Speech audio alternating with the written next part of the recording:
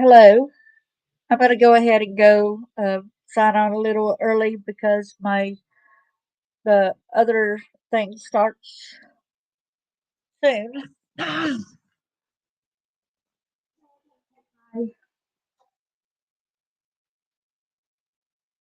hope that you're doing okay. I appreciate you sharing it, Cash. I hope you're doing well.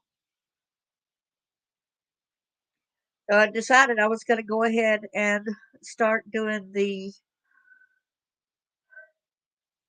podcast a little bit before I start the live radio show. Which the live radio show, um, I would I would take call-ins, at times, and then you're able to ask me questions or whatever straight through there because I might not be able to answer it so much here.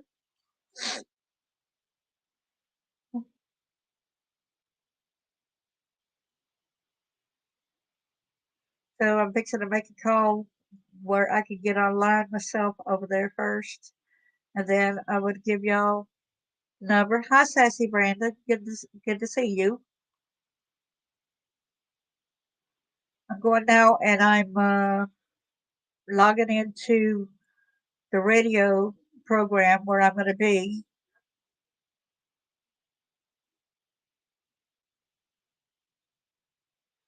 Okay. Speaker, I'm gonna do keypad. I'm sorry. Oh, I didn't go fast enough.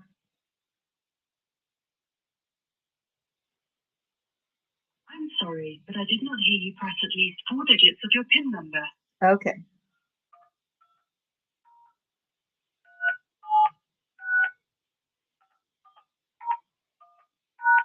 Thank you for using Blog Talk Radio. Goodbye. What? What did that hang up? I can't believe it hung up on me like that. Hello, Welcome to New Blog Orleans. Talk Radio. Please enter your host PIN. When finished, press the pound key.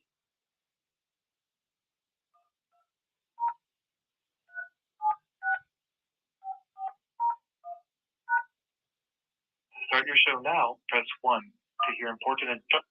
Your show is scheduled to start in 7 minutes, 7 seconds. Okay, so that's how I'll be able to hear what's going on. I have to use my phone to be able to get this out there. I appreciate everybody coming. How are y'all doing today? You'll just watch it, Cash? As the literal heroes, there are protectors of the here that just want good for all. You can be safe and you can get justice. Historic as Kurt or Kurt, reach out to save people. Right. Sorry. Hi, Brenda. Hello, New Orleans lady. When I see your name, all of a sudden I start thinking of that song, New Orleans ladies.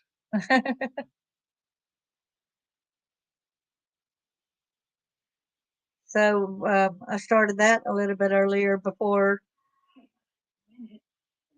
Can somebody write down the number that I'm fixing to say? Can somebody please write that in the chat? It is the area code 516-531-9643. Let me try that again. Let me try to get over here and write that if I can. 516.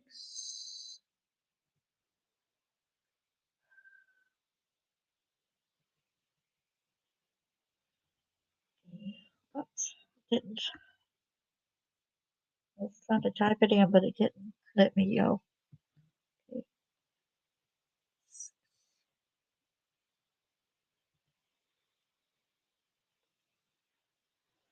Then 5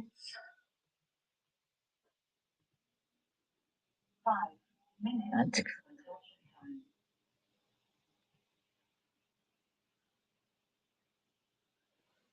Let me make sure I got that right. 531-9643.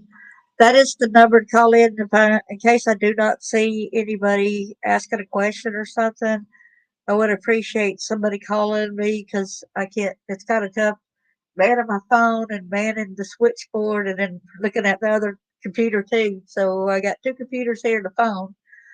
So if somebody could call in, and I would appreciate it. And when I open up the mic to be able to ask, say if anybody's got any questions, whatever. One of the first things you'll hear when my show starts, it'll be a song that I wrote for an ex-boyfriend. It's called Empty Promises. So part of the song will play, but it's a song I've written myself. So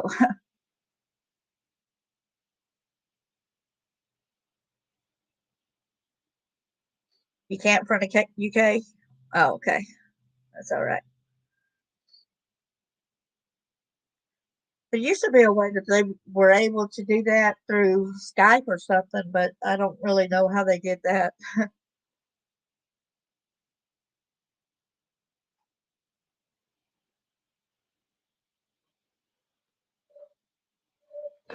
Oh, no.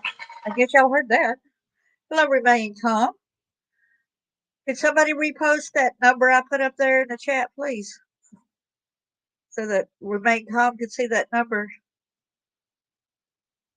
Can you see that number, Remain Calm?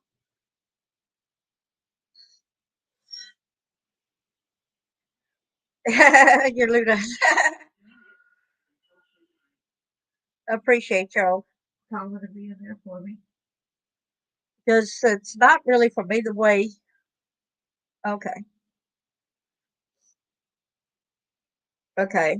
It will show when you come across there.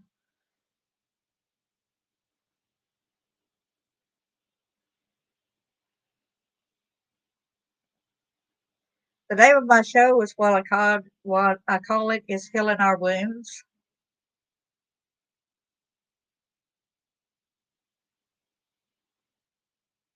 It's no joke about okay, see if this is her. Hello, is this Remain Calm? That's good to hear. You got me. Thank you so much for doing that for me. I appreciate it.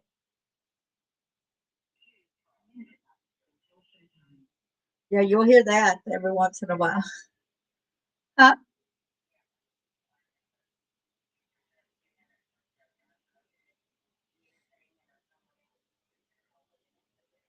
Okay, I appreciate that. What I'll probably start talking a little bit is I'll read this. Oh, yeah, I don't have that main paper that I usually read for the program thing on healing our wounds. That's how I usually would start it out. Hi, Rock and Robin.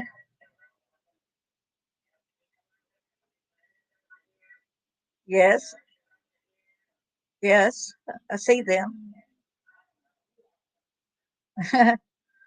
It shows that 5 people are here. I don't know if you see more.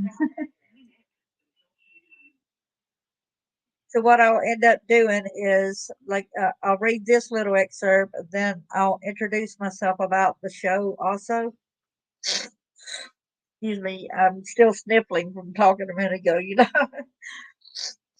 y'all got to understand that sometimes things are really emoji. You know, some of the things. You know.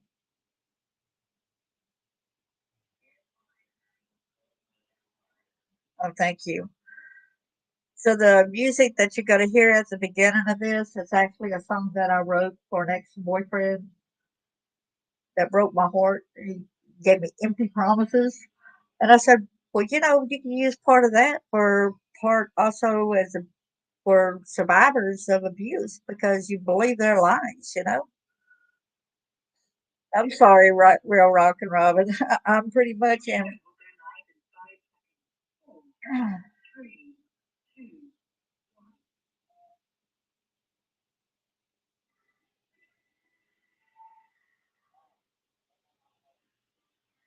Okay.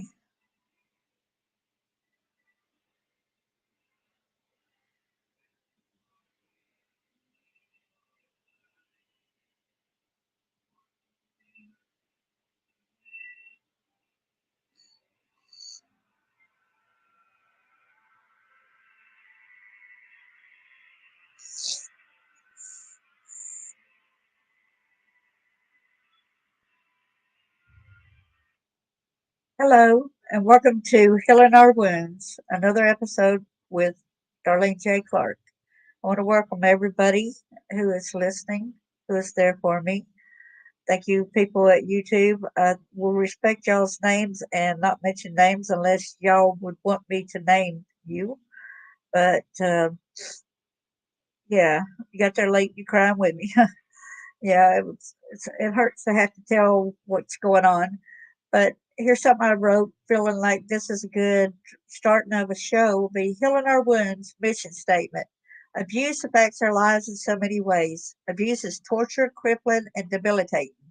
What advice would you give others? Are you there for the person? Or are you part of the problem since you have turned a blind eye to it? Are you claiming to advocate against abuse but condemn the people who tell and share their stories? Do you want to be a part of the solution or part of the problem?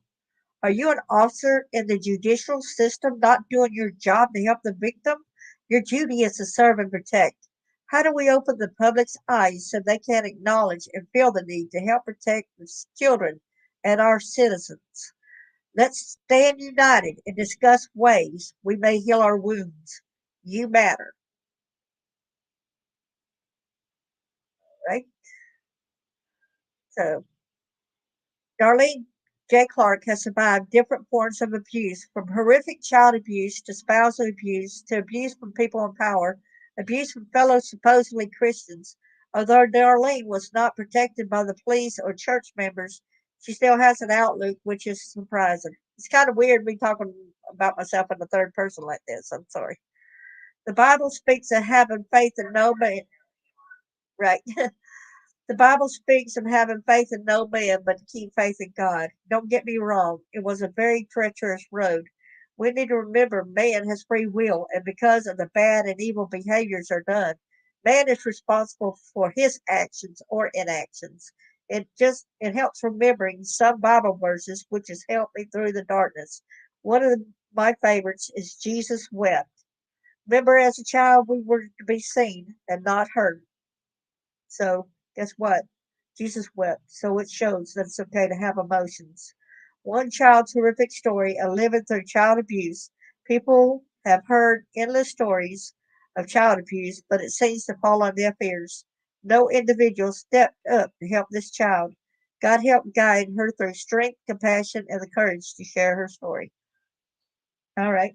Without further ado, I am the author of two books. I had written the first book, um, Born to Live in Hell, back when I had written it for a lot of years, even while I was married.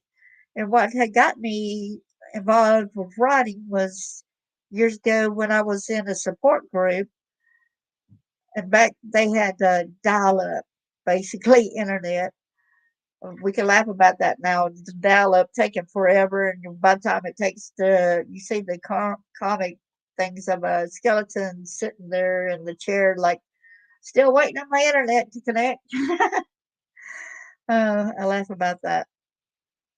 But anyway, in that support group, some of the people have asked me if they could use some of the literature that I used, that I had written.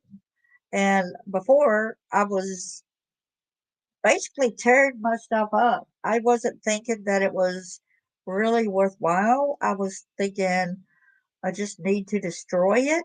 Um, I was shocked at all these different people who told me that using that, if they could use it, that it would help them explain to their doctor or psychiatrist, what they were feeling. And I will give y'all a couple of the prime examples, like the main thing that I'll open it up in my book right now to that page where they said it really helped them. Um, and then I could go back to an earlier time. Thank you so much. I appreciate y'all. Hi, Warrior Nut. Good to see you too.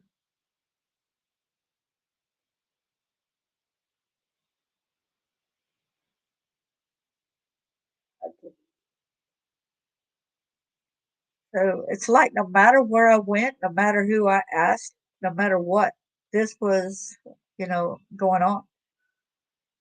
And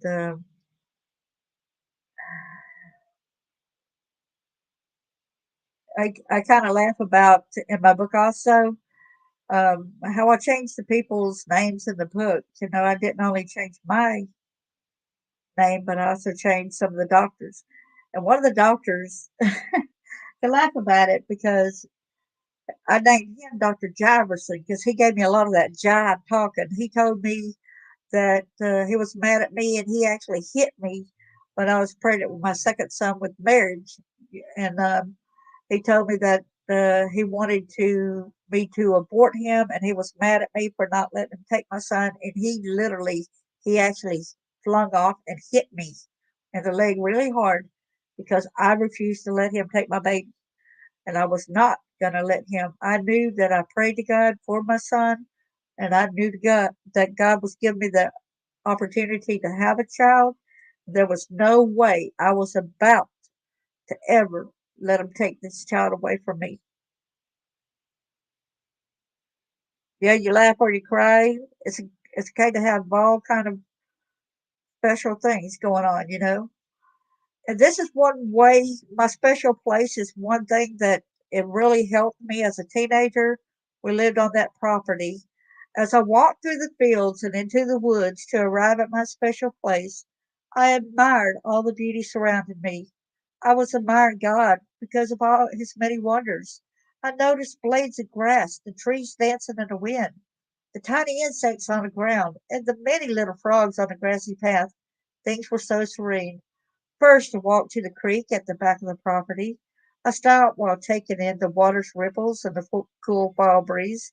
I let out a laugh because of how serene I felt, as if I were walking with God as I admired the beauty. I'm glad I did not walk upon any snakes. I was either lucky or protected. I circled as I went to the cool freshwater spring. I loved sitting near it while examining all of God's handiwork.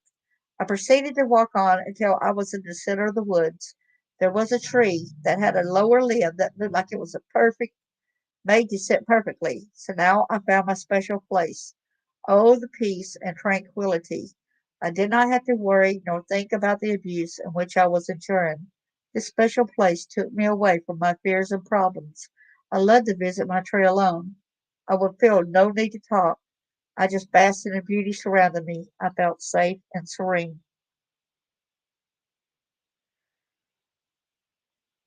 And I want to tell y'all, when you're going through a lot of this stuff, you do have so many mixed emotions and turmoils. And anybody who gets my book, I got special sections, and it's like, how does this relate to your story? Oh, I wrote this back when I was married, and I was remembering about my special place.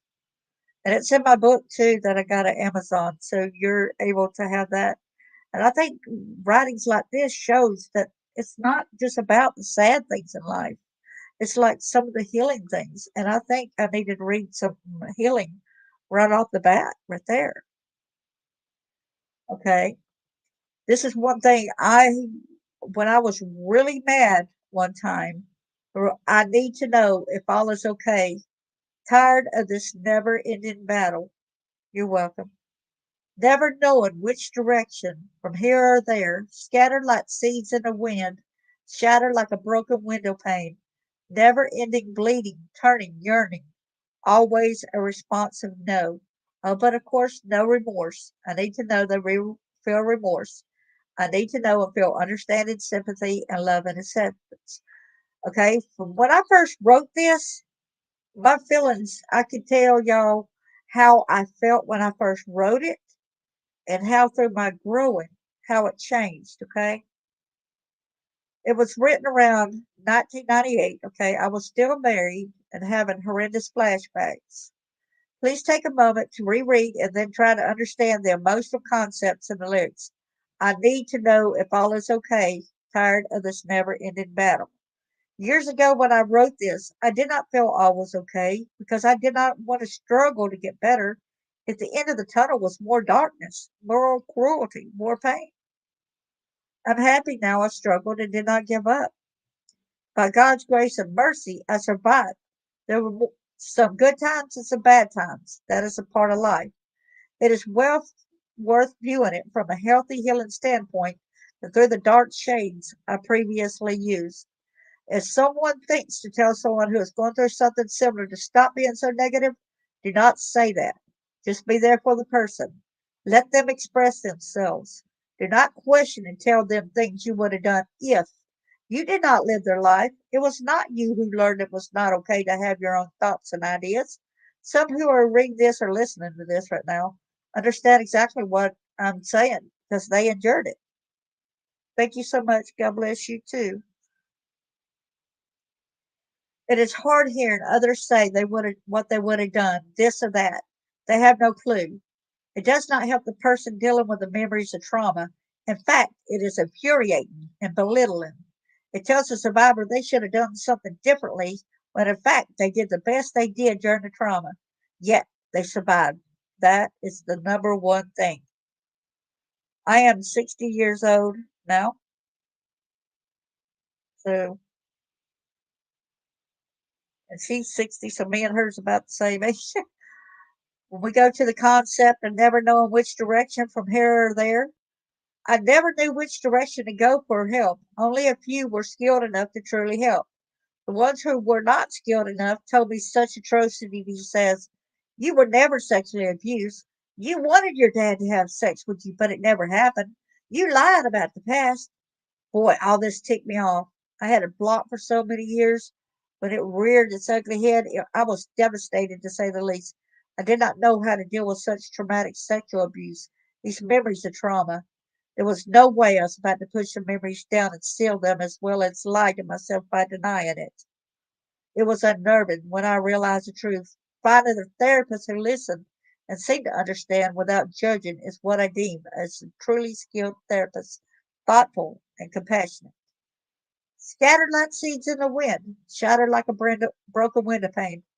I had, when you look at this concept, I hope y'all can understand this. I had so many mixed emotions at the time from being abused in the past and dealing with the present abuse I endured. That is why I was incapable of seeing a light at the end of the tunnel. The here and now was abuse as well. It was a hurricane of internal emotions. I felt I can be loved. I am worthy of being loved. I can't be loved. I'm not good enough to be loved. I'm not worthy to be of love. All of these feelings at the same time. What a conflict of emotions. It was all because it was not love. My husband did not console me when I cried. Often the resounding voice, words, "Shut up," always told us shut up, even as a child. I knew children were to be seen and not heard. I felt it was never ending. But it does end. I do not feel the daily pain of abuse, whether it be past or present, though I do feel the pain often. Sometimes it's like a slap in the face. The old conflicts with the new. I am elated that the pain has dissipated tremendously.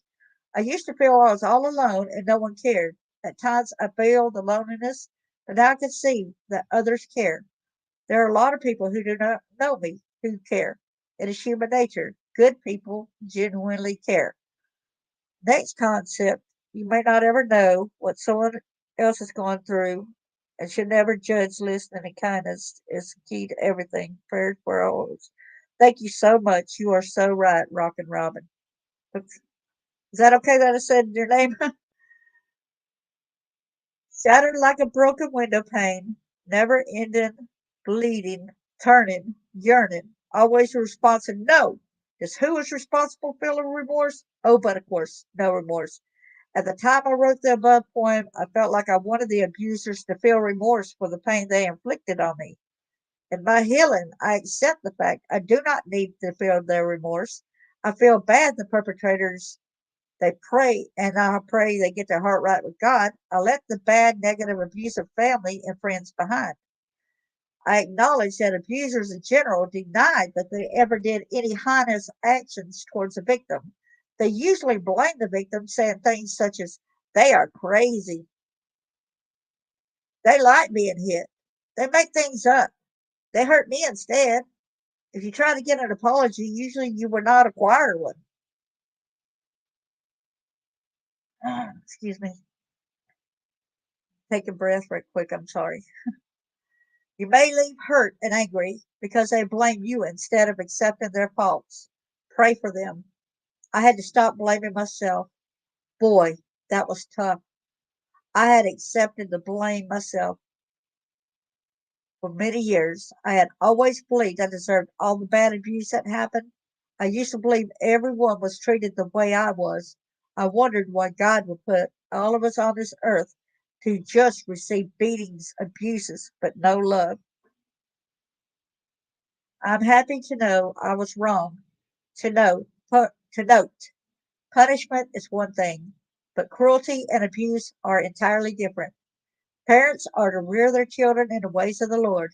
I learned things that happened to me because of man's free will. So the next concept is I need to know they feel remorse. I need to know and feel understanding, sympathy, love, and acceptance. The new feeling on that was from accepting all of this, I now feel understanding and empathy instead of sympathy, love, and acceptance. I do not need sympathy anymore. I need understanding just so others will help the abused and downtrodden. Those very people dealing with memories of trauma. Learn to not judge by what you believe when you hear someone's story.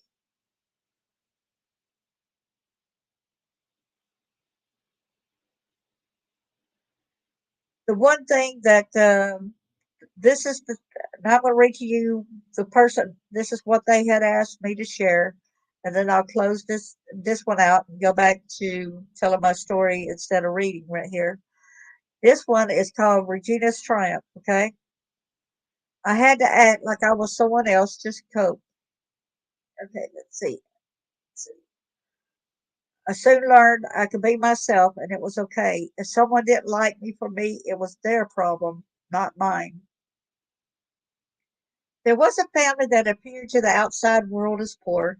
Soon to be arriving at the Dugton family was the unexpected and unwanted child, Regina Diane Dugton. She came prematurely, with the father claiming that the mother had fallen. The truth, the truth was that they wanted to be rid of this child. It didn't take Regina long to realize not to cry when she needed anything. She learned to be silent. When Regina turned 2 years old, she saw a lot of hearts left on a table by one of her sisters. Regina knew that hearts meant love, something that she needed since she came into this world. Regina aged, and every year on Valentine's Day, she saw the hearts and felt the need to be held. She felt the need to be told she was loved. She desired to be told she was a good girl. Regina found 8 sticker hearts. She decided to make wishes on them.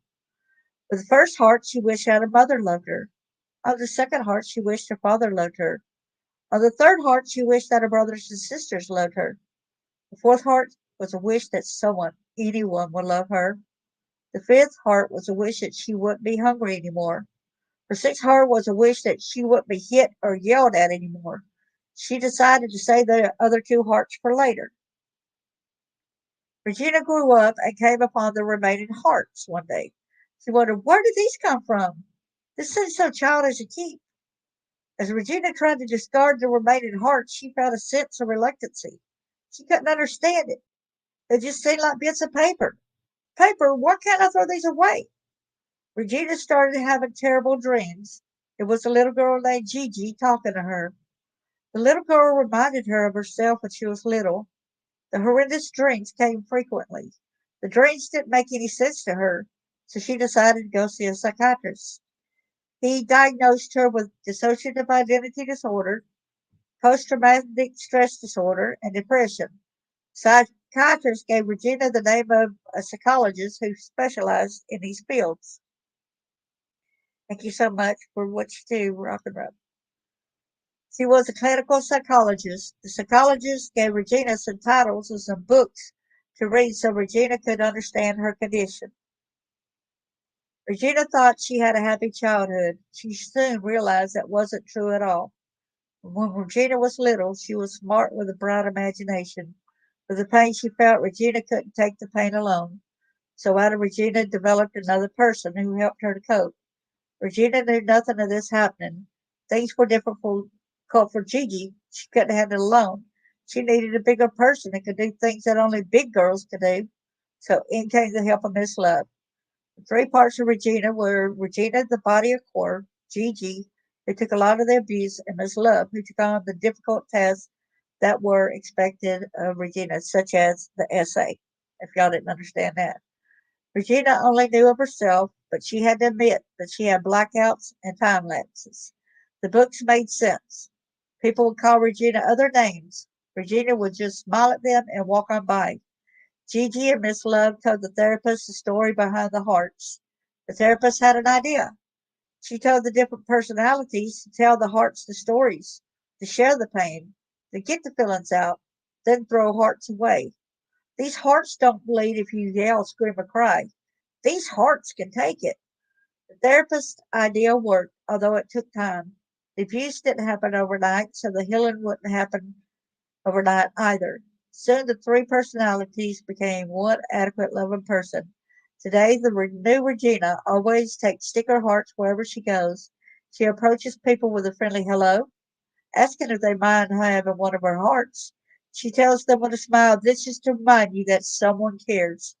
Regina started using her past to help others who have been abused and traumatized. She wanted to get the word out that you can overcome the abuse, to never give up. They are true survivors. Do not see yourself as weak or no good. See yourself as a strong person. You really are. Okay, so that's that was I closed the book up. And is there anything any questions that anybody got about what I had read so far? Any kind of comments?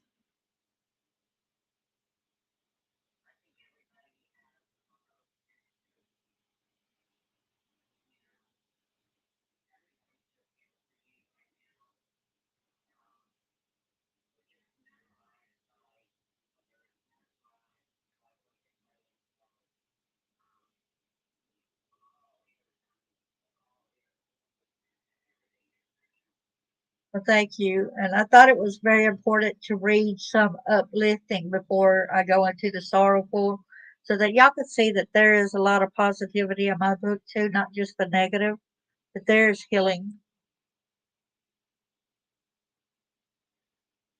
So whenever I was born to a large family. I stopped counting at 13 siblings between halves, steps, holes.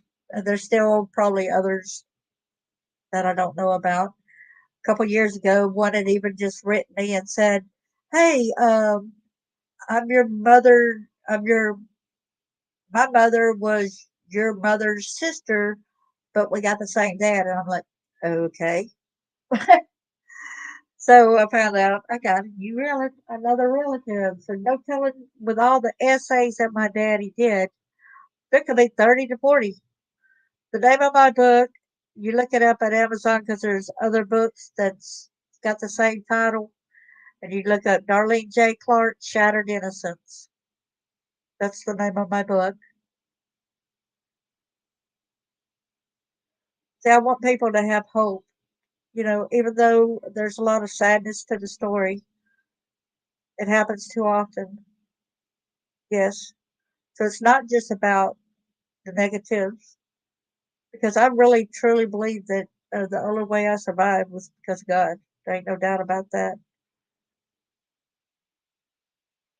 But anyway, when my first after I had to have an emergency I had to have a hysterectomy back when after I had my two kids for my marriage. And well, thank you, Cash. And the doctor put up a chair in the hospital room, and he asked me. He said, "Have you been abused?" I said, "Yes, sir, but I'm fine now. That's past." And he says, "No, you can say it's past, but I have never seen anybody as messed up internally as you're messed up." He said, "I've seen a lot of people that's been essayed, but I've never seen nobody with the amount of damage that you got." He said, "At first I accidentally cut your ureter, so then I had to call a kidney specialist in so that he could repair your ureter. He said, but we were waiting on the kidney surgeon to come in. We decided to start working on scar tissue.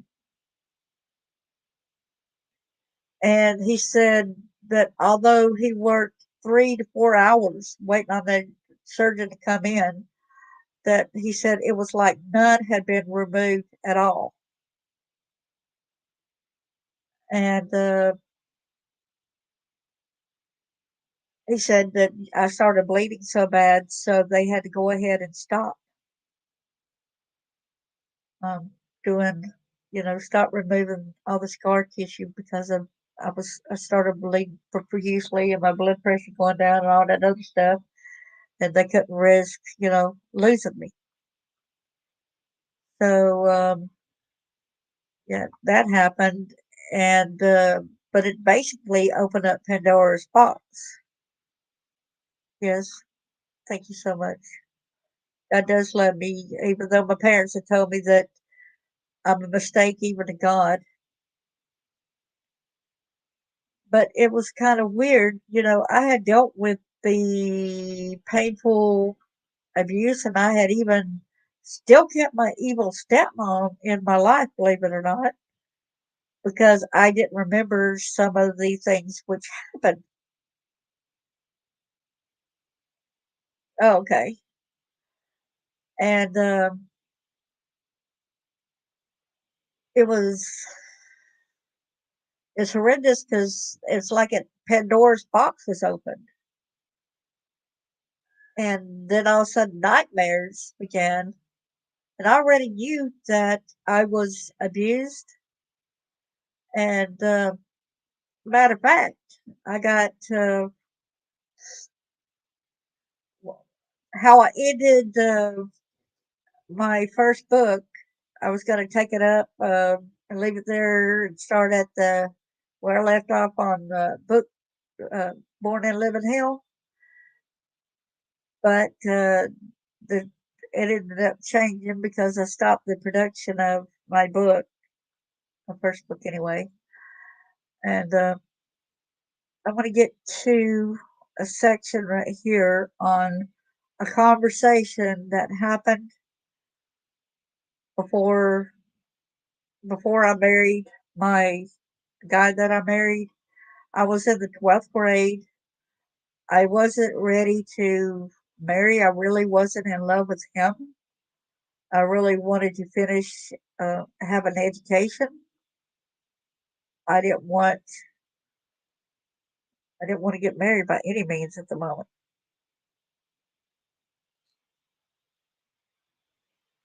Yeah. See, I could understand. I could remember the times like Daddy shooting at me with a shotgun, his version of hide go seek. And if y'all want me to tell that story in a little while, I will.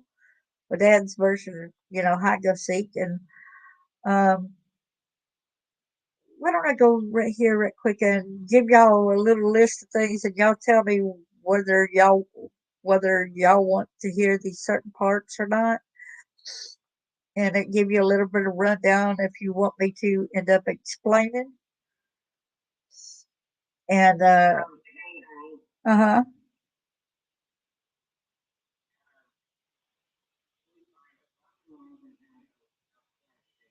okay,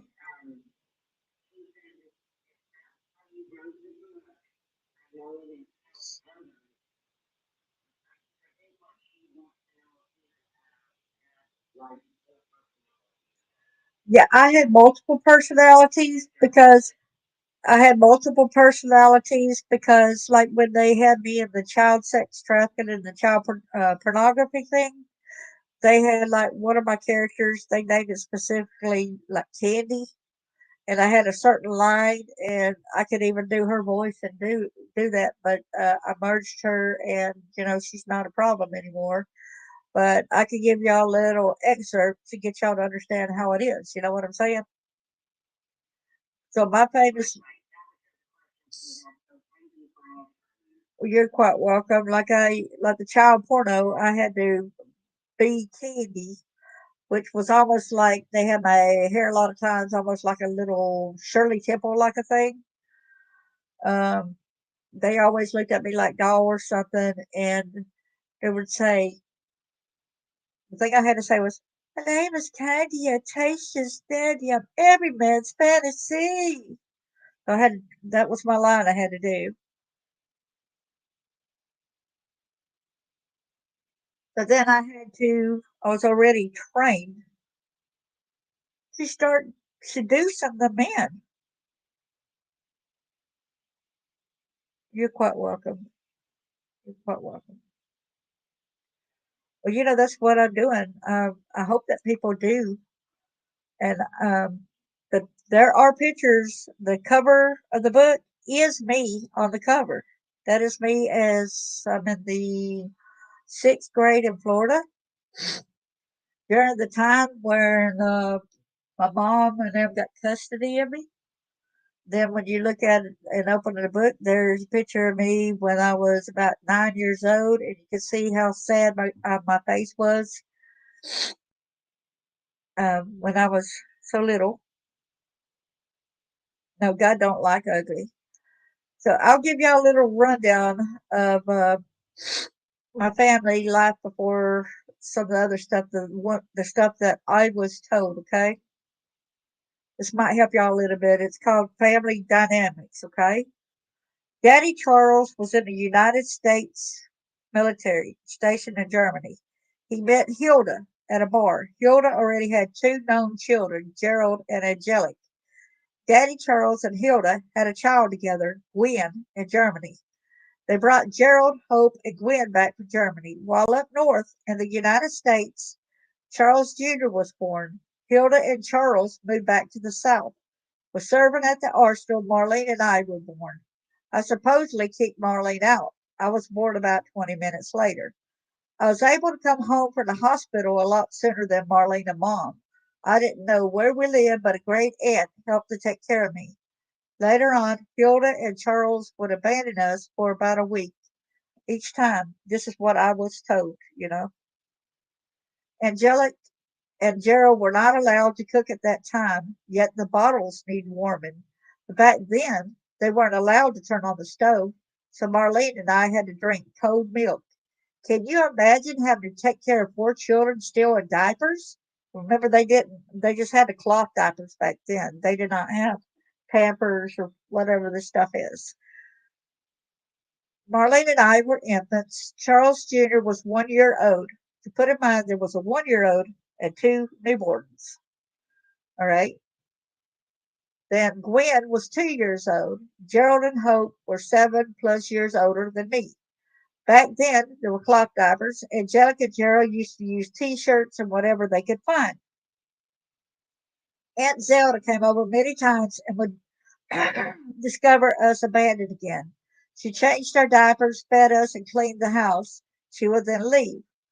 Hope and Gerald had good hearts. They were supposed to attend school, but they couldn't leave us without someone taking care of us, our needs.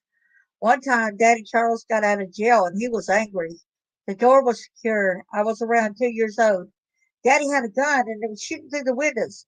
Shards of glass and wood was going everywhere. My older sister pushed me to the floor, laid on top of my small body to protect me. Family members shared this story with me. When Marlene and I were 2 years old, Derek was born. While Hilda was still in the hospital, I had trouble breathing. I do not know what happened to Daddy Charles's vehicle. He was running up and down the side of a major road to get help. A police officer stopped. He tried to give me mouth to mouth, but it didn't work. The officer drove Dad and me to the hospital. The emergency physician administered an emergency tracheotomy. The doctor admitted me to the hospital to try to find the cause. I was there for 2 weeks, but they couldn't find the problem. I had found out later that I was adopted by all the nurses. They sent me home with a big stuffed teddy bear. I probably ate up all that attention, to be toted around the hospital or treated like I was special, so important that the nurses adopted me like I was their own child. It probably hurt me a lot to leave those nurses. When Derek was 2 years old, Hilda started abandoning five of us, Gwen, Charles Jr., Marlene, Derek, and I, in a grocery store. Luckily, Gwen knew my aunt's phone number. She would come pick us up. She kept us with her for a week until Hilda came back. I suppose Angelica and Gerald were in an orphanage at this time. My aunt grew tired of Hilda abandoning us. One time when Hilda came to pick us up, my aunt put up a fight and refused to let Hilda have us back. Hilda and Charles got a divorce and had a custody battle in which my dad won. Dad met a lady named Sue. Sue had two children named Bart and May. Bart was 2 years older than me, and May was 1 year older than me. They married and later had a boy named Paul. I kept claiming that he was my baby. So this was about 6 decades ago, could still be paramount. Yeah, yes. And there was a bunk bed incident where I woke up during the night and I did not know where I was or anything. And I was calling down to my twin sister, saying, Marlene, Marlene, where are we? Marlene, why aren't you answering me? Marlene, Marlene. But she wouldn't answer me or anything. And I was flabbergasted. I nervously attempted to get back away from the railing and get back on my pillow. The next thing I know, the railing broke and it sent my body flailing to the floor, with the railing up underneath me. And I woke up with them. I woke up in an emergency room where the doctor was telling me, "Oh, she's okay," and I was thinking, well, "How dare he say I'm okay?" I didn't think that I was okay. I really didn't feel like I was okay. Why are you telling me and telling them that I'm okay now? Well, we were getting ready to leave the hospital, and my aunt, I'm sorry, my dad said, "Hold on a minute," and said, "I forgot something." And while we were waiting right there, Dad was pushing out somebody in a wheelchair, and kind of find out it was my twin sister. She was in the hospital, and I didn't know that she was in the hospital.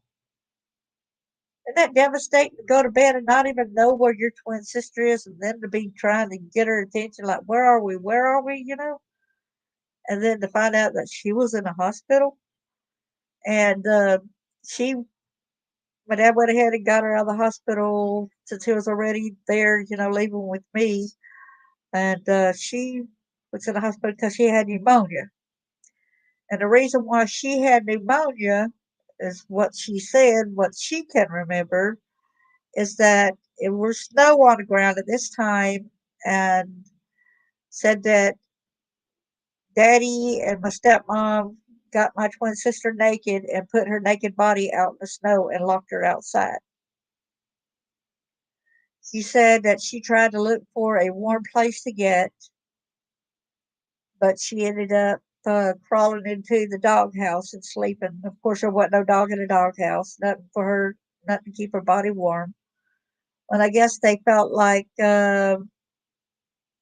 guilty enough or whatever. Luckily, she wasn't frozen to death, but they took her to the hospital and she had pneumonia. And I'm sure they did not tell what they had done to her.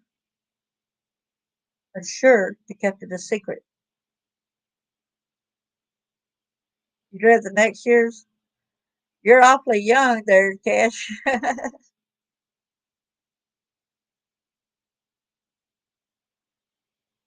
When I went back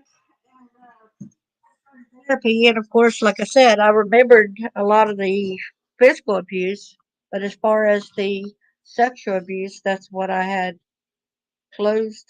I had that blocked. And when I was going through therapy, and I was noticing that I was staring at the time clock a lot of the time, but whenever I was with certain doctors, or like that one that I trusted, I lost time. I could not remember. A lot of times I doubted who I was. Like, who am I really? Which I told y'all why really earlier, why I feel like I'm not who I really am. It ain't got nothing to do with the personality thing. It's got to do with I really don't know if that's my family. Seriously, 100%.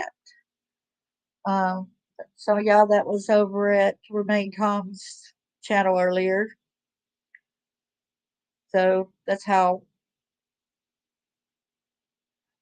And when I had to get to the brunt of the sexual abuse, first thing that came to my mind when I dove deeper into it was me being naked, walking up to the kitchen table where my dad and him was, where my mom had told me to come. Dad and his army buddy was opening up a beer bottle by the side of the table. You remember those old kitchen tables that were metallic and that had a little rung around the side? Some of the people would open up their beer bottles by the side of that, and I seen that they opened that up. Thank you so much for Maycom. But it needs told. I don't know how brave I am about. I don't feel so brave at all. You're not being disrespectful, not at all. Yeah, yes, she did. It kind of makes me wonder what kind of life she had. Also, and yeah, I believe at times I probably had to sing some of her songs too. Because some of the songs will not leave out of my head, so I think I had to perform for those. But the my mom had grabbed my 2-year-old body up and put my body on the table and told me I better lay there. That the guy gave her $30 to $35 for it, and I better not cry. I better not move. I better not scream. I better just take it. And Daddy's buddy got up and he went at my crotch level, and Dad actually stood behind the guy as the guy used a beer bottle. That's what he used. He used a beer bottle on me. And when he started to do that, then all of a sudden I don't remember anything else. The next thing I remember is that I'm sitting in a bathtub of water. Back then there was like ceramic tubs, I guess, and I felt like they were trying to drown me because they had me in the bathtub that was all the way up to my chest. And if I moved the slightest little bit, I was losing my balance. And I felt like, oh, if I even, just move, I'm going to drown. I'm going to fall over. They're not in the bathroom with me to watch. Then I noticed how blood red that the water was. And that was very traumatic to me on remembering that. The next incident, yeah, it is hard. I'm sorry. Hard living it too. And the next thing I remember is being 4 year old, and I guess I was naked again on the couch this time because I just seen Daddy come up to me and part my legs and use a knife, and he cut majority of me off on one side of the outer lip of my wuha. You know what I mean? He used a knife and he cut most of it off on one side. Thank you so much.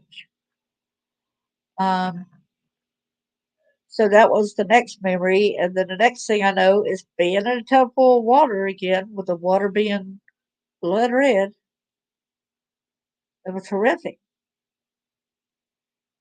And years later, when I had talked to my sister from Germany, that was Germany, and found out that my dad used to SA her, and that one time she said that mom walked into the bedroom where daddy was RAing her, said that the mom beat her so badly. So why are you trying to steal my husband? And then she ended up putting my dad in jail. And that incident where I said where my dad was shooting in the window, that's where it transpired from because mom went and got her back out of jail. When she got back out of jail, then My sister locked the door when she knew that he came home. And so he started shooting in the windows, trying to shoot me and trying to kill me and trying to kill her. But me being 2 years old at the time, this was told to me by my sister. I still don't remember this. When she talked about it a little bit, telling me a little bit, I saw little glitches. So a lot of it I still don't know, and I don't want to know. I don't think I'll be able to handle it with everything that I've already found out. And she said she had to push me down on the floor because as a 2 year old, I didn't know that I needed to duck down or lay on the floor to get out of the line of fire. She said that I would have been shot, would have had my brains blown out or shot in the chest or whatever. So basically, she saved my life. And I said, "Were you injured by this?" And she said that she had glass all over her body where the glass was, flying around and it was sticking some in her body. And the shards of splintered wood and all that was sticking in her too. Yeah, for sure. For sure. And my sister, I laugh about this, y'all. I probably shouldn't, but I do. But um, my sister said one time when she was in front of Daddy's dresser and she was messing with something on the dresser, which I guess Daddy had made her go in that bedroom. Then my daddy grabbed her from behind, trying to pull her onto the bed, I guess getting ready to RA her. Um, there happened to be a pair of scissors on the bed, and guess where the scissors went? Straight up his dang rectum.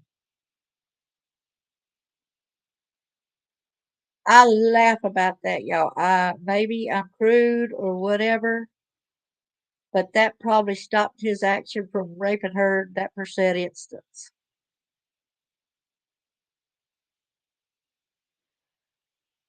And I had asked her, I said,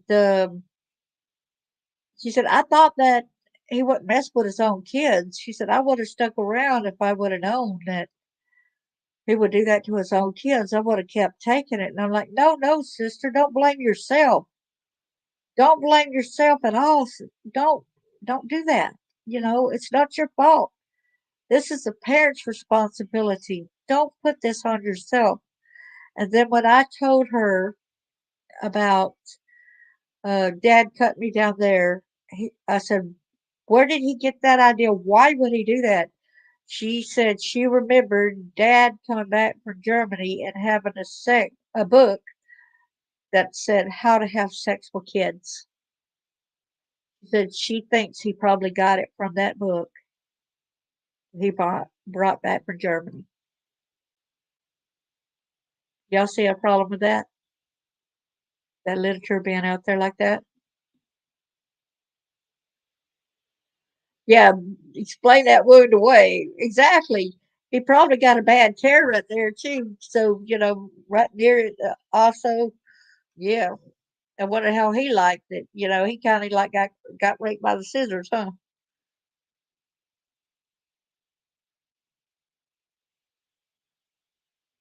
Oh yeah, it goes on more often than what people realize, for sure. And then and a lot of the things, like I said, I had doubted, and the next instance that I remembered about being was somebody trying to do something to me, and I had a great uncle. We would go over to his and his wife's house, and had a cousin, and he had a lazy eye and everything, and it was ridiculous how I thought it was just an innocent game. I was 2 year old at this time. And you know how we as kids we liked being swung. They would grab us and I swing them between their legs, but there's no contact touching or anything. It's just the fun of being swung like that. A lot of parents do that. Nothing sexual to that. but he turned it into more of a sexual thing by getting it closer and closer to his private area. And then he had it where when he started swinging me, I was riding down the front of his body. He was still fully dressed. There were, like I said, there were 9 kids, and the majority of them, the other 8 were in the house, and then my dad and my stepmom, and they were getting ready to go, and my cousin was pulled me in the back door of the house when he had heard that they're going out the front of the house. He pulled me into the bedroom, and he was unbuckling his pants, and then he was unbuttoning them, unzipping them. My dad was, "Come out here right now," yelling for me. "Come out here right now." He wasn't going to let me go. This guy wasn't going to let me go, this cousin. And he said, "I'm going to have to come in there and I'm going to whoop you really bad if you don't come out now." He finally let me go because I guess he would have been busted for that. He would have got caught for doing that to me. His daddy probably would have really got a hold of him really bad about doing that. Not comply. Talk. What you are doing raises awareness. You also need to risk embarrassment to help. Or exactly. Exactly. You're doing a good job by doing that. Don't remain silent. And then, so I remember that. And the next thing I know about the essay, I didn't remember anything for a lot of years, like I said. And then I had an instance where my sister had a boyfriend, and when I was living in Florida with mom, when they got custody, and like I said, a lot of stuff I forgot. So a lot of things she was telling me about that I needed to work, and I did go ahead and I got me a job planting tobacco, and that was a hard job for an 11-year-old little girl planting tobacco with a lot of adults. And I did not know that I was allergic to tobacco, and I ended up with pneumonia. But we did not have a working phone in the house, so there was no way for me to call my boss and tell him I couldn't work. But my twin worked where I worked as well, so I had told her to please tell the boss about that I'm sick. I can't come in. Well, she didn't tell him. So a week later, after I got better from the pneumonia, I went over there back to where I worked, and he told me that I was fired because I didn't show up for work. I said there was no way for me to let you know. And exactly. Yeah, I said there's no way.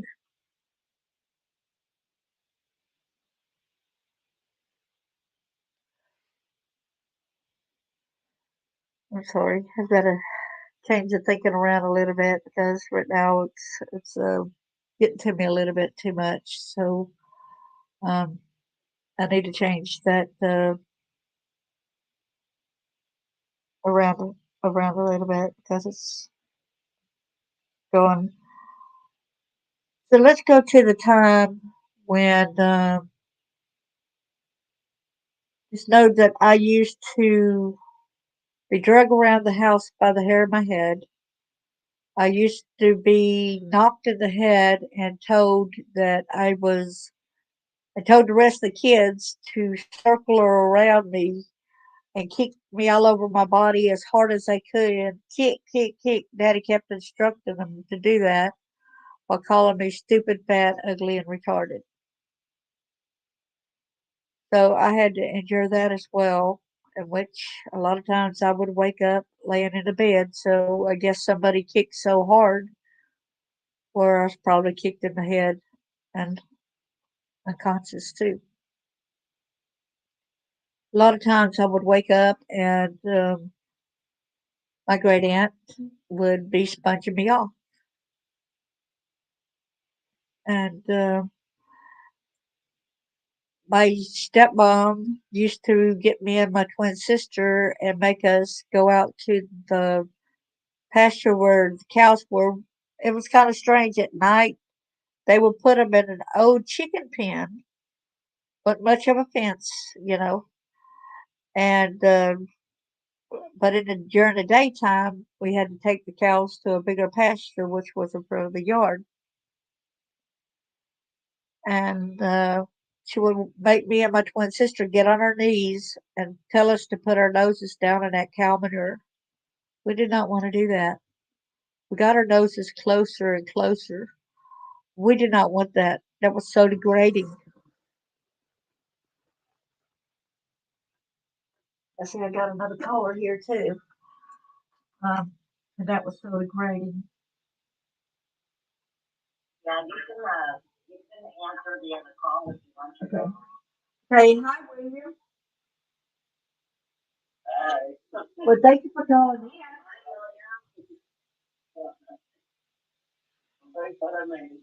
Yeah, you made it. I'm glad you did.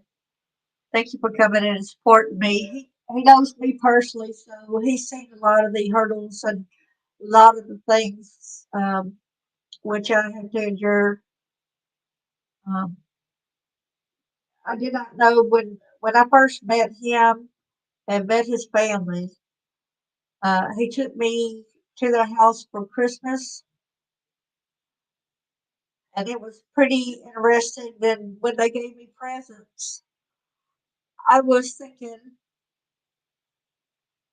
oh man, what was that you said? I said, you mean I could keep my presents? You remember that?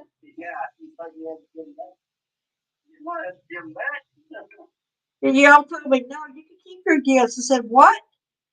I can keep my presents? Seriously, I can keep my presents? I could not believe that I could keep my presents. And I think that really moved your family and everything. And y'all had to keep telling me every time I unwrapped something and I would look and y'all would say, yes, you get to keep that too. And I'm like, what? Y'all got to realize my Christmases, what they would do was they would put it, my daddy would start a fire the next day, day after Christmas, and throw all our presents on the fire and burn it. So our Christmases, that's what I'm saying, we get,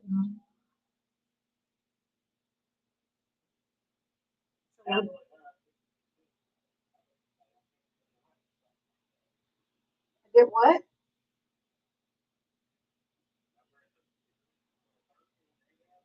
Oh yeah, and it was my first time of actually getting to go out and look at the decor of Christmas lights around and have fun at a park and doing all that. It was so heartwarming. It's like uh, the little things. Here I was, even over 40 years old, and I never in my life got to keep Christmas presents. Never, ever was able to. So it was shocking to me. And I want to make sure that people's got this number where somebody wants to call in to ask a question, speak directly. They could call 516-531-9643. Again, the phone number is 516-531-9643. But what are you having for supper?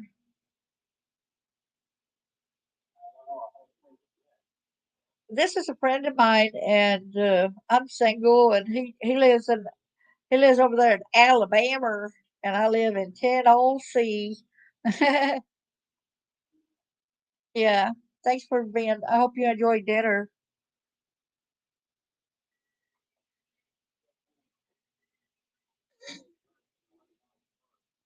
Yeah, he lives about 100 miles away from me too. Yeah. Doing my time. Hi, doing my time. How are you doing? Traders, I'm not sure if I know traders or not.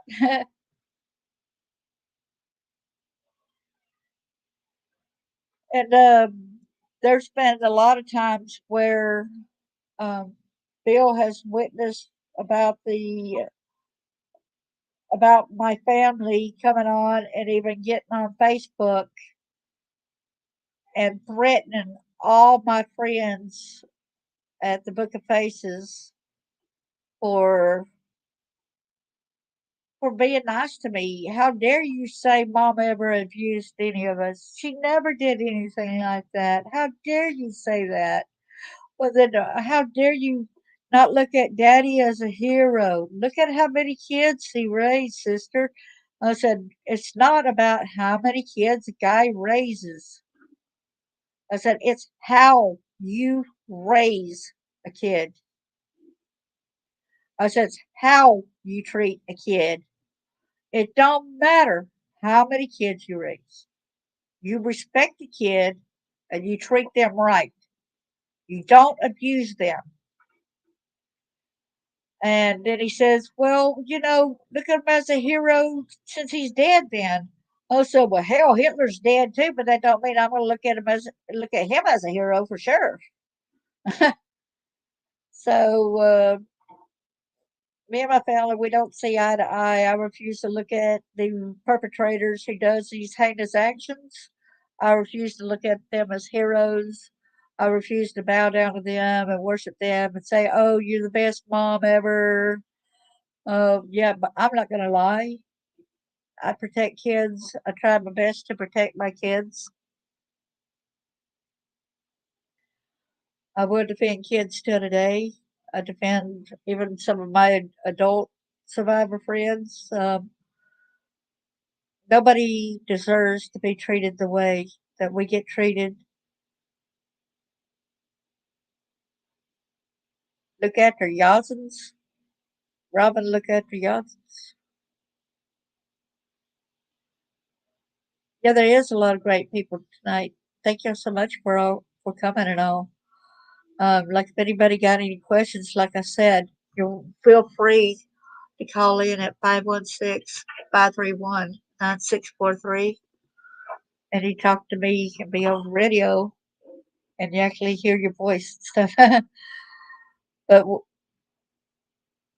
yeah, I want to also say that when I was doing genealogy, William, I hate to get you to mute your mic, if you will, since there's background noise. If you could do that, and then just unmute it when you're ready to ask a question or something, if that's okay. Okay. Or okay. All right. But I went to do genealogy at a local. I'll go ahead and get them using that. I'm sorry. Yeah, it's okay. I'll put you back. Okay. So I met this guy, and he was an Alabama state trooper. We had one of the same surnames. So we met on a certain floor that was a genealogy floor in Huntsville, Alabama. I will say that. Um, and before I could even get sat down at the table where he was sitting, I did put my purse down. He said, "Oh, I remember you." I said, "For what?" But in mind, he was an Alabama state trooper. He said, "From all the sex abuse, the pornos, child pornos." I said, "What?" And then all of a sudden, my legs went out from underneath me. I tried to catch myself on the table, and it made a big noise as I was trying to catch because part of the table raised up too as I was going back because I almost went all the way over. And he said, "I enjoyed doing you too." He said, "My daddy had over 300 child pornos and you were in the majority of them." I said, "What?"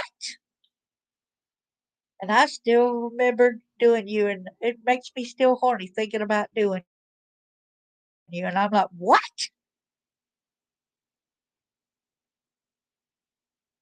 So I said, "Yeah, exactly." So I told him, I said, "Since your daddy's dead, I hope that you threw the child pornos away. He said no. He said his daddy had some buddies that loved the child porno stuff. And he said so he went ahead and gave him child porno tapes. And I said, what? And then I said, because I could not get up and walk away from the table. My legs would not still work. My legs still were failing me. My body would not move. I was partially paralyzed on the lower half. You know, it just knocked me off my feet. If y'all ever went through anything like that where y'all were knocked to the ground or anything like that by something said where you could not even react to anything, that was horrid. And the horror that I had to still sit there. And I said, well, how old was I during these times? He said, you were from ages 4 to ages 14. He said, there was a time that you weren't because there was a couple years, like 11 to 13, that you weren't in it.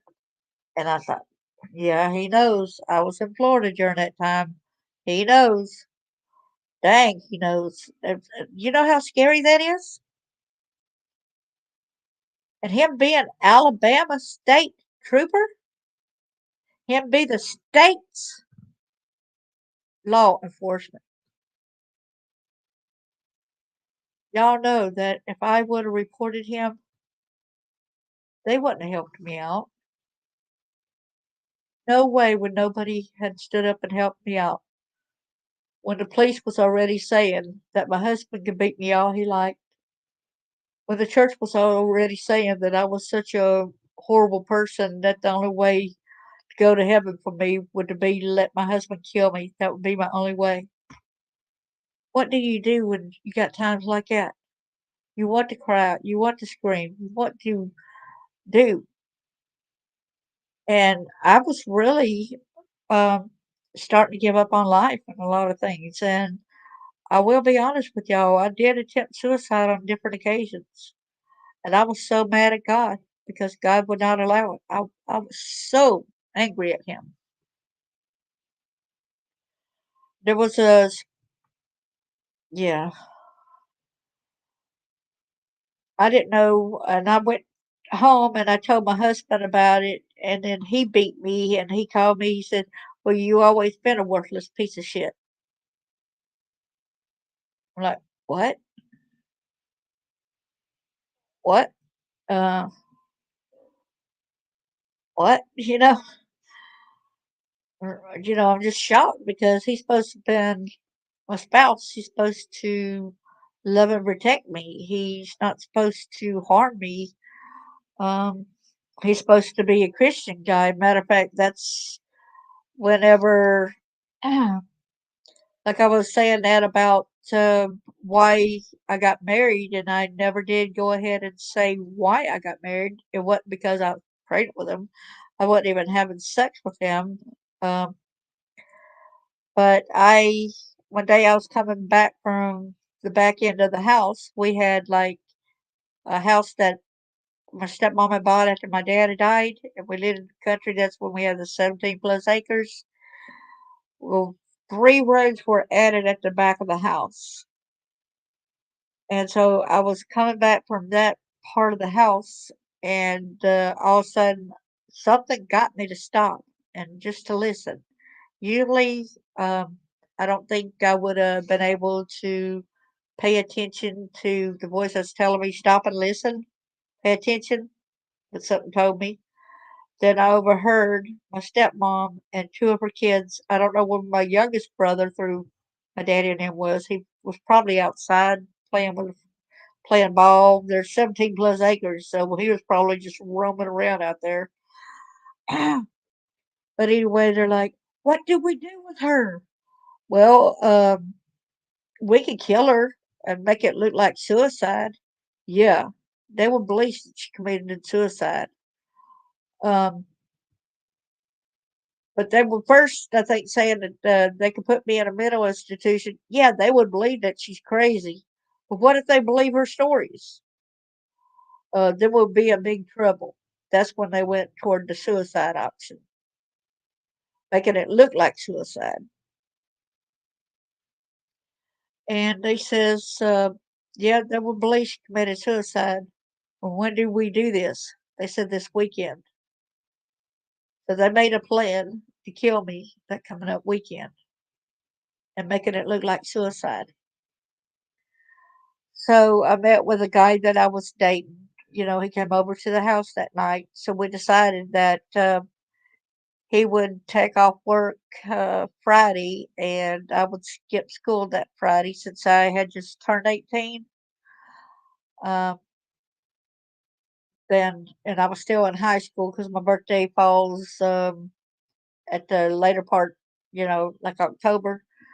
And so I was still in high school. And so I was able to get married, and that's how I got out of it because of that. And I didn't become a statistic. And I really thought that he would not abuse me. I really thought that I could grow to love him. I really did. I really had trusted that he would protect me. And another time that I was essayed before I got married was I came back from a date with this guy that I was seeing, right? That same guy.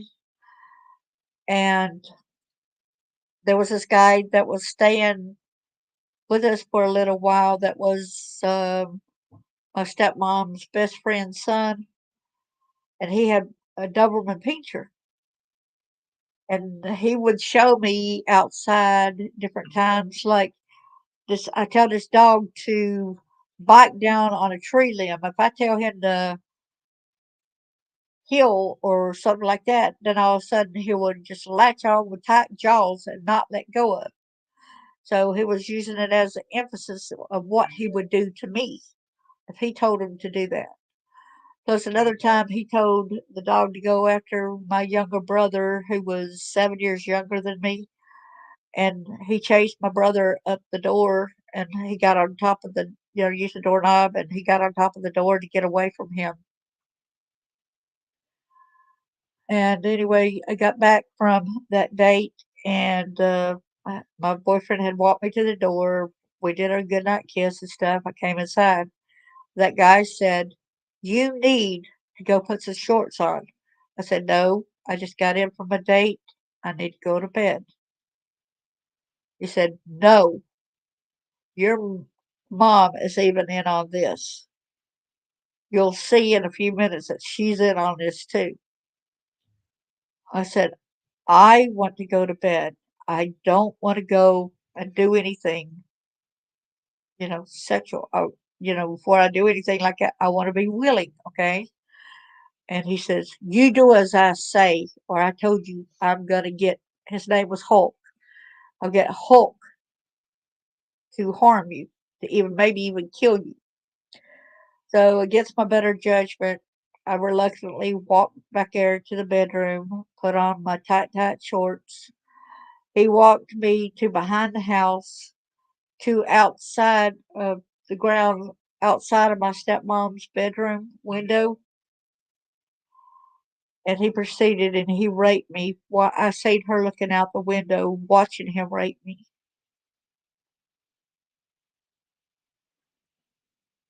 And that was something else that I had to put up with as well. Um, but it's like no matter what, there was no protections. There was always, even after my dad died, she didn't no longer stick my nose in cow manure like she did before. She would force my twin sister and our noses down in that cow manure and make us wear it for a couple hours. But she wasn't doing that at the particular time because Dad had done died and we didn't have the cattle anymore.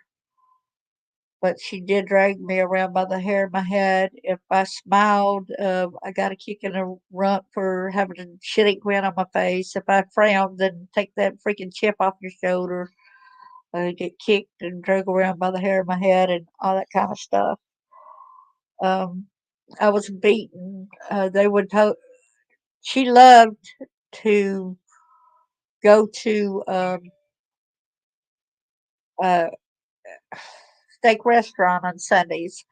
And so I went a couple of times with them, but soon I learned it was to my best benefit not to go with them, to basically go hungry that day, because what she would do every time was she had me go off in the bedroom, and then she had me to strip off my clothes while she beat me all over my body with the belt and with the buckle and everything, saying that people came up to her, even in a restaurant, and asked her why she took somebody that ugly out in public.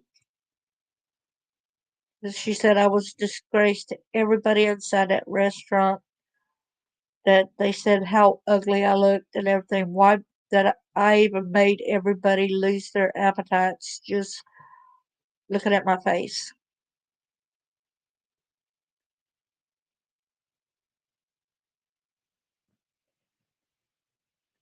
So yeah, you wonder why that kind of stuff goes on, drugging and stuff. Yes, it is. Okay. I'm sorry that it's so much on you. That this is hard to listen to. I appreciate everybody that's here. Wanted y'all to have a rendition and know that whenever I'm talking about SA and these different people's stories, that I truly am speaking out for the children, because I have been there. I have been there, y'all. I know how it feels. Every time I hear Summer Wells' name, y'all know how excruciating painful it is for me to know she's not found yet. I had that replay of my son a lot of times when she's not around. I think about my son that died, and I hope and pray that she didn't meet the same fate as my son did. This is so devastating, y'all. We don't need to be silent. We need to be a voice. We need to speak up. We need to get the word out. Uh, I'm going to see if William has anything to say. If anybody's got anything to say and you want to talk, please call in. I look forward to anybody calling. It is 516-531-9643. Again, it is 516-531-9643. You're breathing too. Yeah, I'm sorry that you're having to deal with this. Are you here, William? Yeah, I'm here. Okay, I got you. You sound a lot better now. There's not a lot of background noise. How are you doing? I'm good.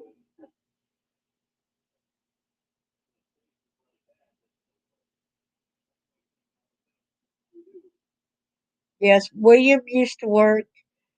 Uh, I'll let you tell what you used to do, all right?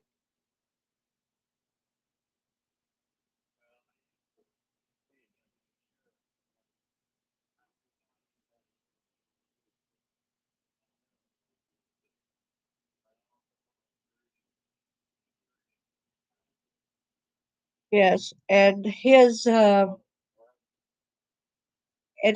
ex-wife, you would not believe, who lived right down, really not all that far from where his ex-wife, um, where his ex-wife's father lived. So it was your father-in-law at the time, right? Y'all, I'll let you tell them who lived right down the road.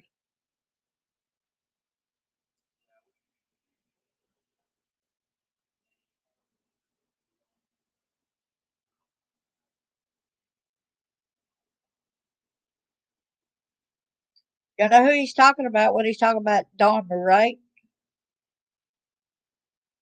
Jeffrey Dahmer.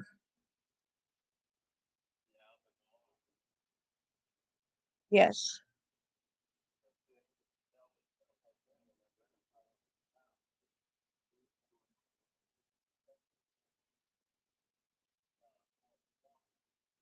Warrior Nuns got her hand up in the air and waving at you over here on the thing. So you want to tell her hi, William?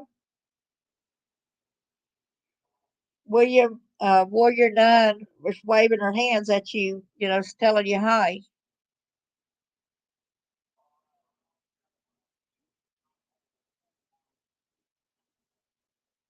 Oh no, that ain't good at all. Is that why Chewy? Is that why Chewy is barking like that?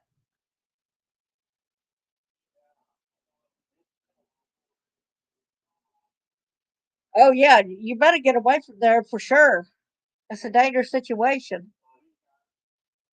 I got it. Okay, I got it. Okay. So Warrior Nun was waving hi at you. Do you want to tell everybody hi?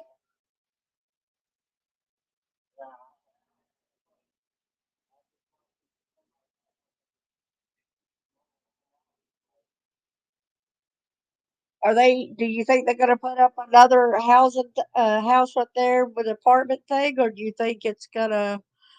Uh,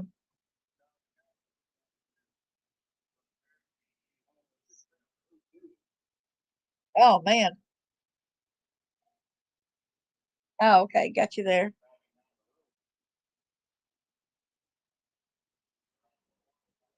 Corner. The telephone pole where the light post is. Oh yeah, a lot of times you have to call the crew and stuff like that. Audio is a bit low. It's still low. It's still low. Yeah, it said my audio is a bit low. I guess I'll get the phone a little bit closer. Well, go ahead and tell them again about where you live, where your father-in-law used to live down the road from Jeffrey Dahmer. Yeah, in Milwaukee. And then uh, when my grandfather lived in Wheaton, was a police officer. Uh, we were by South Chicago where Richard Speck killed all those nurses. Richard Speck killed all those nurses. Yeah. Oh wow. We And haven't then you seen this. know about the one that I worked with. You know about the Joanna Rock. I told you about that one. Yeah, but the rest of the people are listening right now too, and you might want to get them a little bit of hint about the Joanna Rogers case, what you had. Well, the thing was working that case, but then when Summer disappeared, I couldn't work the part with Summer. Yeah, it's a different summer, y'all. It's not Summer Moon when Utah Wells. It's a different summer. I don't know what Summer's last name was. Huh? She was a clerk at a tobacco shop in Lubbock. She Oh, was a clerk at the tobacco shop in Lubbock on University Avenue. But a lot of people don't know where University Avenue unless you've been to Lubbock. right. But it was across from the nightclub, well, kind of diagonally from the nightclub, the Midnight Rodeo. Right. And they had missed her, and did they not find? How did they end up finding Summer and Joanna Rogers? Was it after Joanna Rogers was killed, and that guy went to dispose of her in the landfill too because he used the The body of Summer. He had the body of Summer cut up, and one of the guys was kind of wise. Why this guy's throwing these suitcases away and things? And he kind of got suspicious and called the cops. And what they did, the sheriff's department had to order special ground search equipment to find the cases that had Joanna Rogers' body in it. okay. And what state was this They had in? to have special. That's Texas. Okay, that was in Texas. Yeah. Did y'all ever hear that case where the guy did that with a lady named Summer that worked in the tobacco and this other girl, and no telling how many others that he done that prior too. But I ended up watching a movie on that case where they caught him when he showed back up to dispose of the suitcase with Joanna Rogers in her. Well, they had to get ground radar, sonar stuff to search the city dump to find the case with the body. About how old was special sound. about how old was Joanna Rogers was 18. She was 18. Summer was 21. Yeah, I think Summer was 21 or 22. Okay. Yeah, I know she had to be at least 21 because she worked in a tobacco shop. Yeah, she had to at least be 21 because they're working with tobacco. Yeah. And she was selling it, so you had to be at least 21 for something like that in the state of Texas.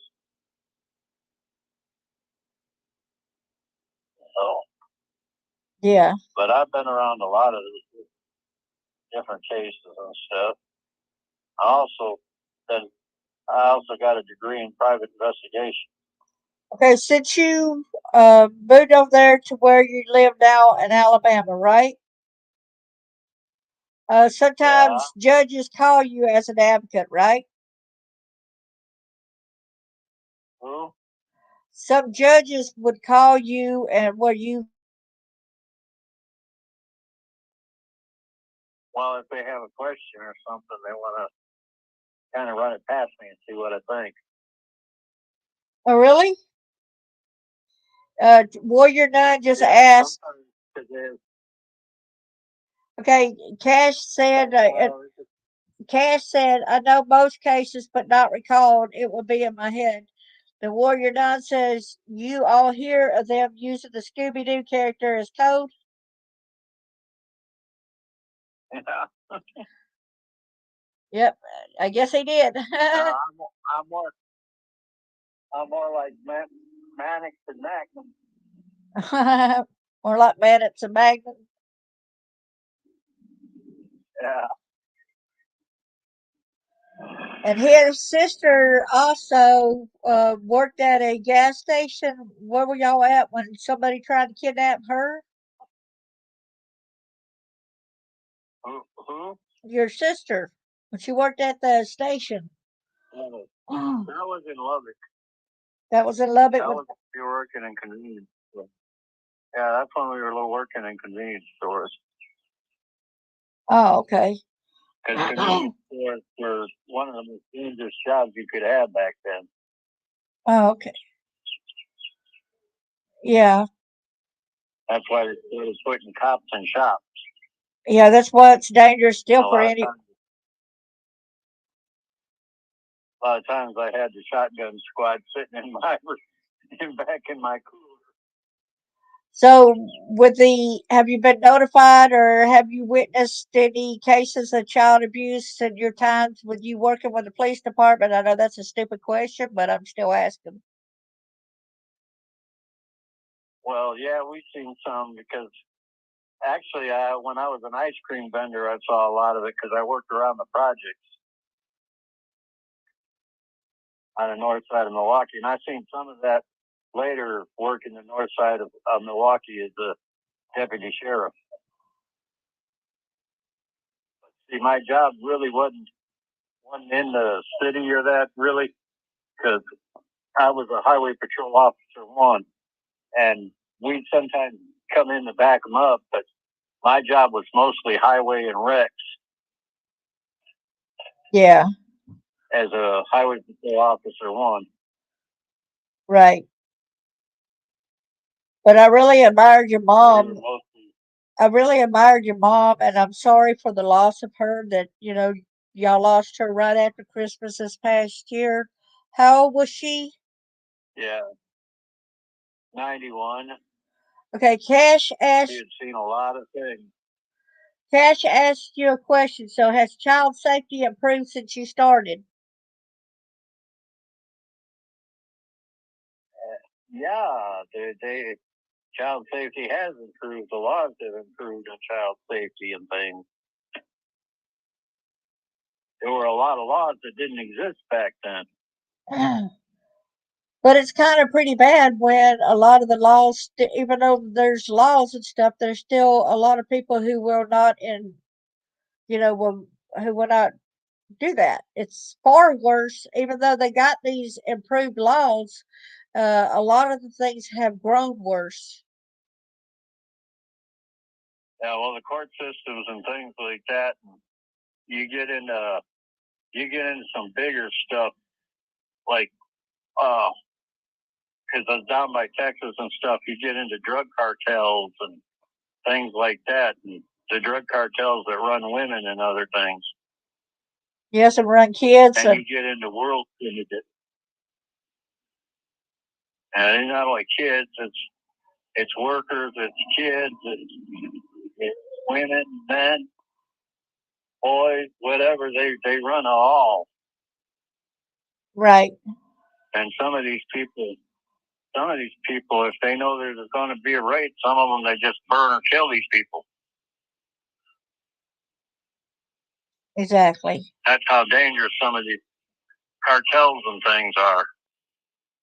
Exactly. That's one of the reasons. And if you're ever interested, you can see it on YouTube. You look up the Kiki Camarilla case, The Last Narc, and you'll see what I'm talking about. Can you spell that or whatever? Kiki is Kiki. Okay. And Camarilla is Camera, I think. Case. Okay, and that was in YouTube called and that was in Texas? It's on YouTube. No, well, it was in Mexico and Texas. The Cash said it's called The Last Narc? Yeah. The Kiki Camarilla case.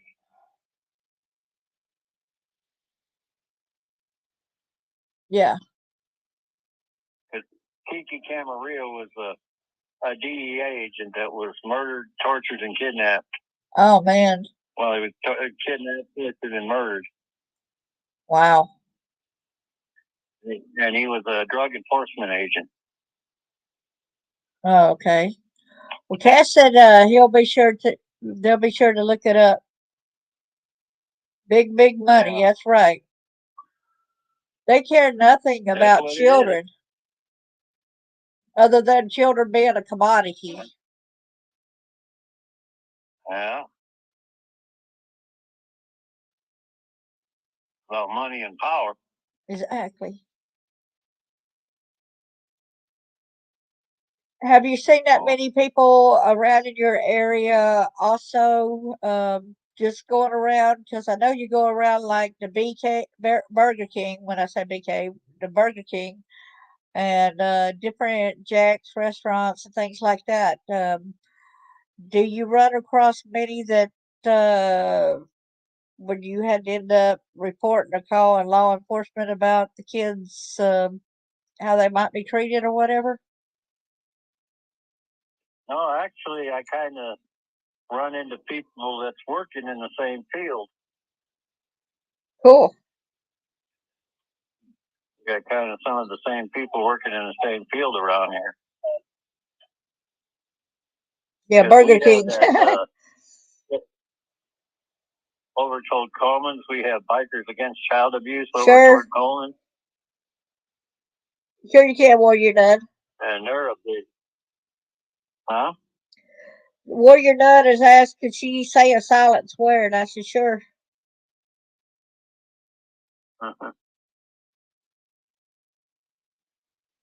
Yeah.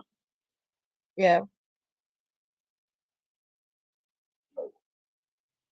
There's the people that we call from there. Exactly.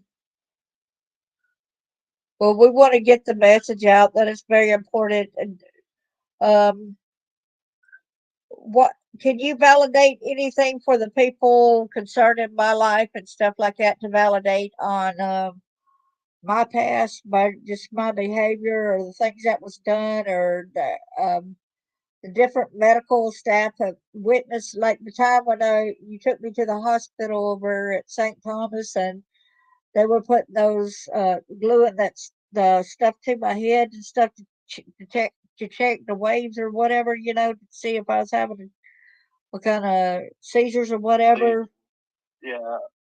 Uh-huh. And that one lady was actually crying when she was gluing it to my head, and I said, "What's the problem?" And what'd she say, Bill? All the indentations and things. She said you got so many head indentations of where you've been hitting the head so many times. You're quite welcome. You're quite welcome. That's okay. Some people's got to take a break to do the silent swear at times. Yeah.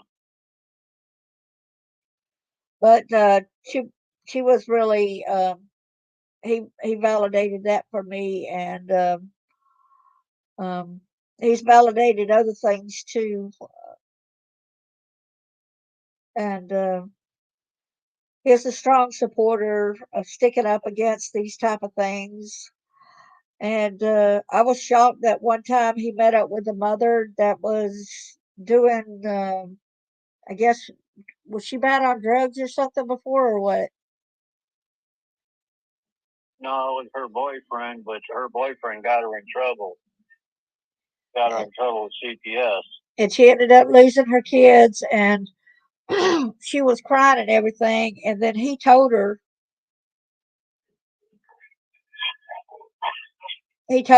about my book, that very first book I had, and then she ended up changing her life around just because she was able to say that if she could do it, I could do it. You know what I'm saying?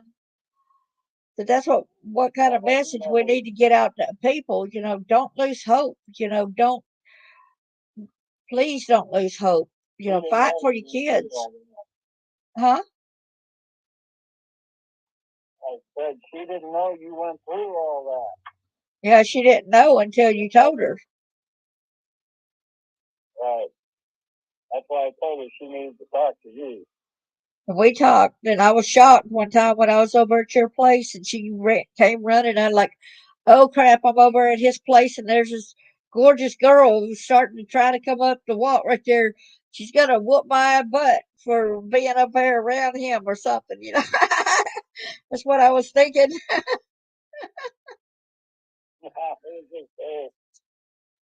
Instead, she came to hug my neck and to thank me, saying that she was inspired to change her life.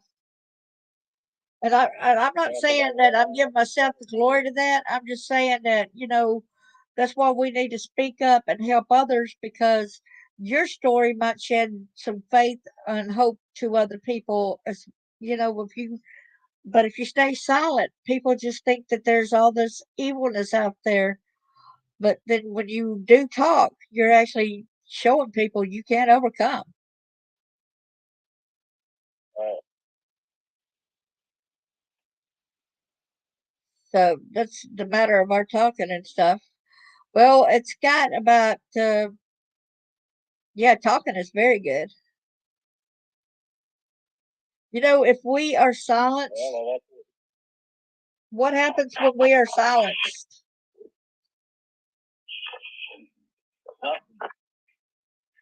The problem gets bigger. Yep. And y'all, even though, if y'all ever watched Jeff Dunham, do y'all ever watch Jeff Dunham's puppets? He gets me laughing so hard, but when he gets Ahmed on there, he says, "Silence, I kill you." And silence, I kill you. And I'm like, "You ain't gonna silence me, boy."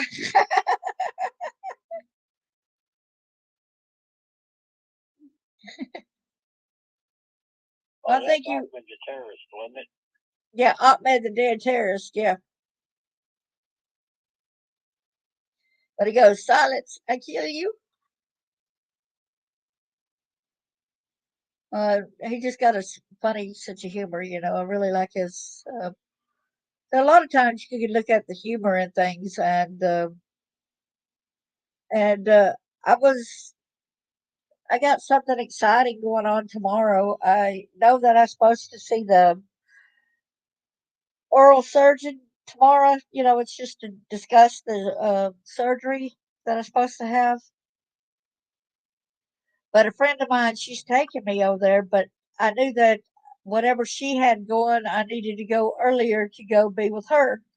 But I did not know that she's got me as one of the people to talk about writing a book to the kids on it's like career day or something, and so she's using me as an example as far as about writing and inspiring the kids and giving them hints on getting your thoughts down and writing and stuff.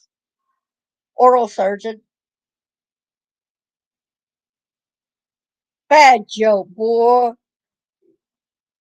Bad, bad, bad. I get it. Cash should put gynecologist or oral surgeon because you get the joke, right?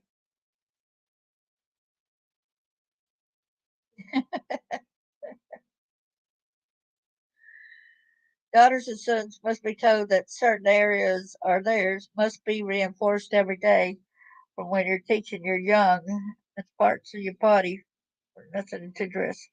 Exactly, exactly. I really admire people that, but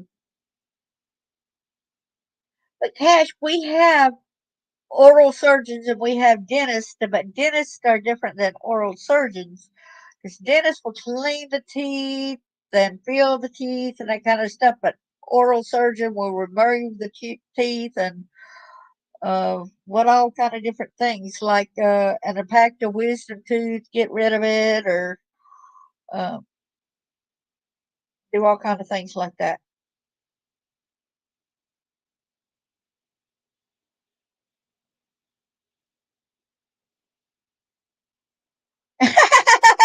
Warrior Nut, I like that. She goes, oh my God, I walk it and I talk it.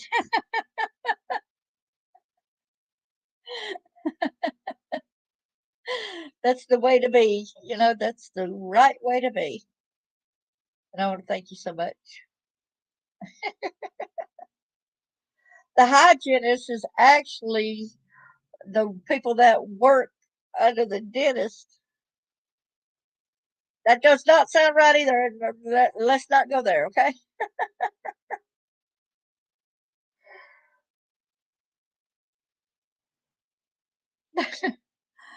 But I dread doing it. They said that probably in a couple weeks, I probably have to have I won't be able to have surgery. They'll just have to end up pulling teeth.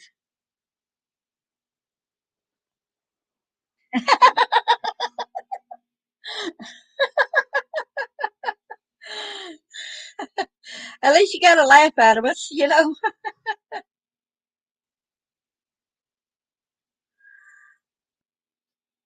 If we can't laugh, there's got to be something wrong with us. You know what I'm saying?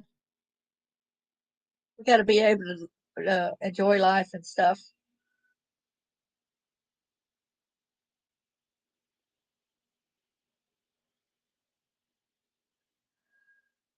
I think I'm going to go ahead because there's 15 minutes left on that thing, and I think we'll just go ahead and sign off of the blog talk radio. And I thank everybody for calling in and being there. I'll stay on YouTube a little bit longer.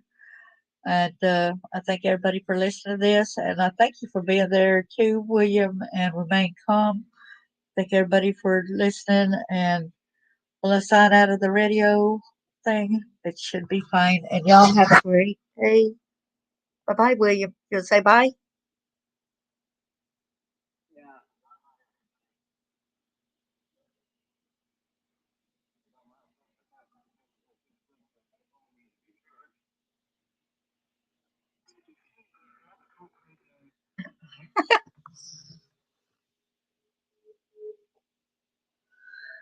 I keep accidentally hitting the camera. Did y'all did y'all keep seeing where I keep hitting the camera?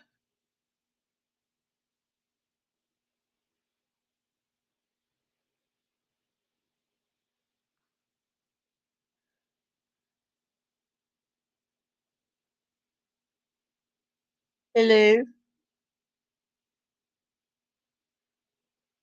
So tomorrow I get to teach little kids on the importance of writing a book and telling their stories on.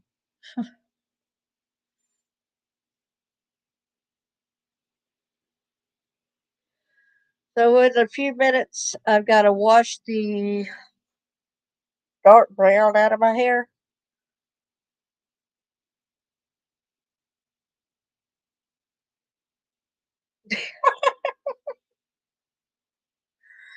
At least if it don't make you have nightmares.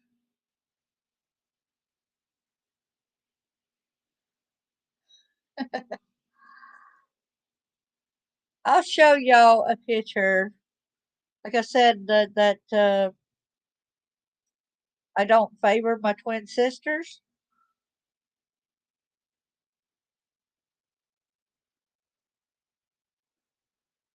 Wow, I'm seeing myself at YouTube and it's behind right there.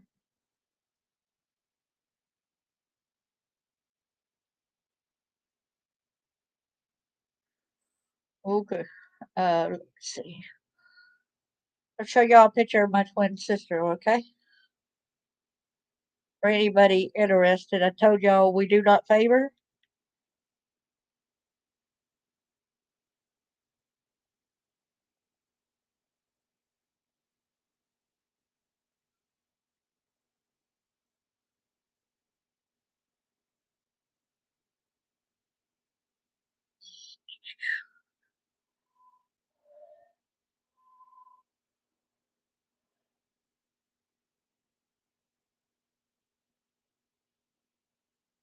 Here is her picture.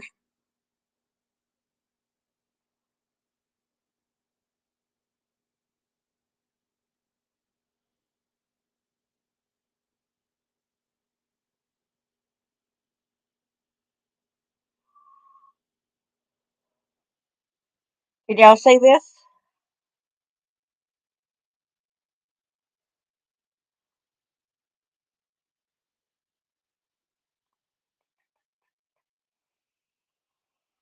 This is a picture of her. It better not be me.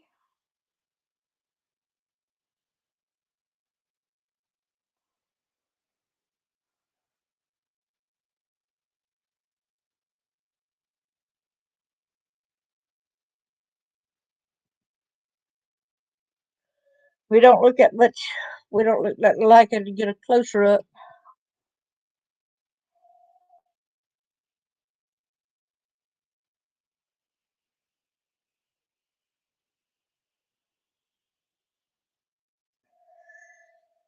So we look nothing alike. We act nothing alike.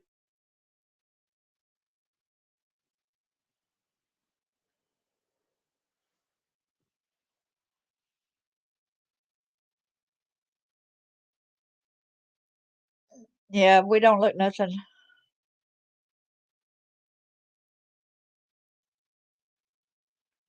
I want to thank you all for coming, and I hope that y'all have a great day today and a better tomorrow.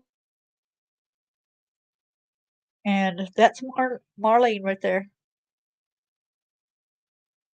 She got beady eyes, and she's got a unibrow mostly right there. She's got a slender nose to me. Excuse me.